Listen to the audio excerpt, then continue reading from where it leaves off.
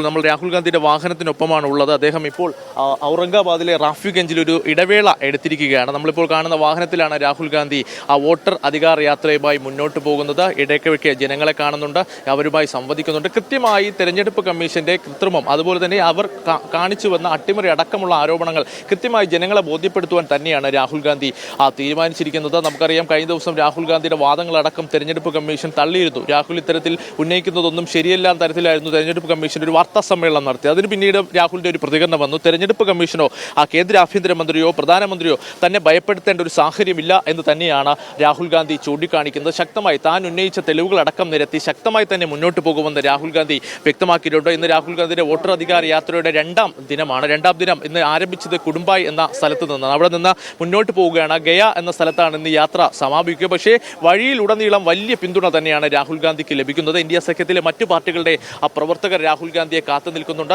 അവർ രാഹുൽ ഗാന്ധിക്ക് മികച്ച പിന്തുണ നൽകുന്നു. കാരണം രാഹുൽ ഉയർത്തുന്ന ആരോപണം, കാരണം ബീഹാറിലടക്കം വലിയ രീതിയിലുള്ള കൃത്രിമത്വം നടന്നു.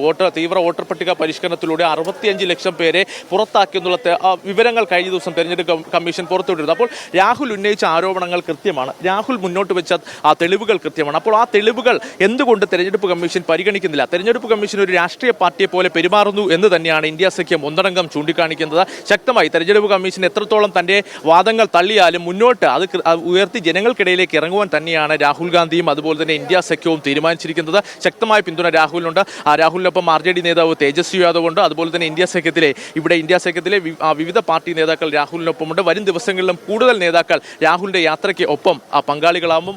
16 ദിവസം കൊണ്ട് 1300 കിലോമീറ്ററാണ് രാഹുൽ ഗാന്ധി കാൽനടയായും അതുപോലെ തന്നെ വാഹനത്തിലും സഞ്ചരിക്കുക. ഇന്ന് അല്പസമയത്തിനകം തന്നെ മറ്റൊരു സ്ഥലത്ത് പൊതുസമ്മേളനമുണ്ട്. കൃത്യമായി തെരഞ്ഞെടുപ്പ് കമ്മീഷനെതിരെയുള്ള വിമർശനങ്ങളും അതുപോലെ തന്നെ രാഹുൽ ഉന്നയിച്ച തെളിവുകളടക്കം ഉയർത്തി തന്നെയാണ് രാഹുൽ മുന്നോട്ട് പോകുന്നത്.